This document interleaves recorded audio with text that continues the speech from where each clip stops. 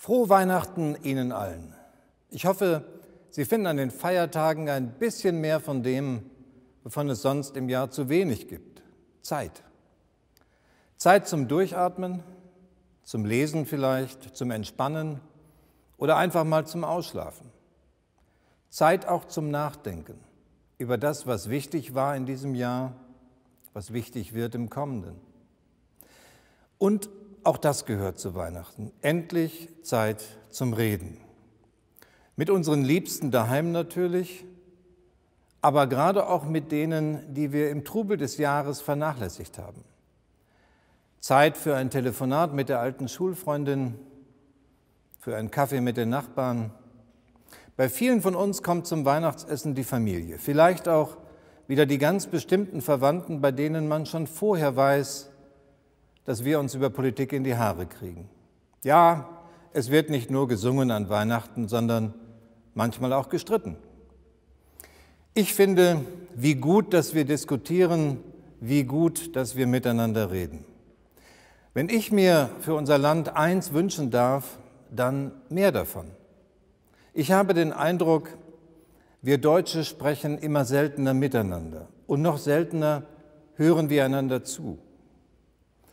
Wo immer man hinschaut, erst recht in den sozialen Medien, da wird gegiftet, da ist Lärm und tägliche Empörung. Und mehr noch als der Lärm von manchen besorgt mich das Schweigen von vielen anderen. Immer mehr Menschen ziehen sich zurück unter ihresgleichen, zurück in die eigene Blase, wo alle immer einer Meinung sind, auch einer Meinung darüber, wer nicht dazugehört. Nur so sehr wir uns über andere ärgern oder sie uns gleich ganz wegwünschen, eines gilt auch morgen noch. Wir alle gehören zu diesem Land. Unabhängig von Herkunft oder Hautfarbe, von Lebensanschauung oder Lieblingsmannschaft. Das ist das Schöne und das Anstrengende an der Demokratie zugleich. Wir müssen wieder lernen zu streiten ohne Schaum vorm Mund und lernen, unsere Unterschiede auszuhalten. Wer Streit hat, kann sich auch wieder zusammenraufen. Das kennen wir von Weihnachten mit der Familie. Aber wer gar nicht spricht und erst recht nicht zuhört, kommt Lösungen kein Stück näher. Sprachlosigkeit heißt Stillstand.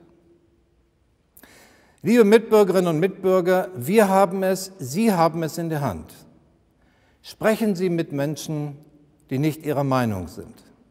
Sprechen Sie ganz bewusst mal mit jemandem, über den Sie vielleicht schon eine Meinung haben, mit dem Sie aber sonst kein Wort gewechselt hätten. Ein Versuch ist das wert. Das ist mein Weihnachtswunsch an Sie und das ist auch mein eigener Vorsatz für das nächste Jahr. Lassen Sie uns dafür sorgen, dass unsere Gesellschaft mit sich im Gespräch bleibt. Was passiert, wenn Gesellschaften auseinanderdriften? Wenn eine Seite mit der anderen kaum noch reden kann, ohne dass die Fetzen fliegen? Das sehen wir in der Welt um uns herum. Wir haben brennende Barrikaden in Paris erlebt, tiefe politische Gräben in den USA, Sorgen in Großbritannien vor dem Brexit, Zerreißproben für Europa in Ungarn, Italien und anderswo. Und wir in der Mitte Europas sind natürlich nicht geschützt gegen solche Entwicklungen.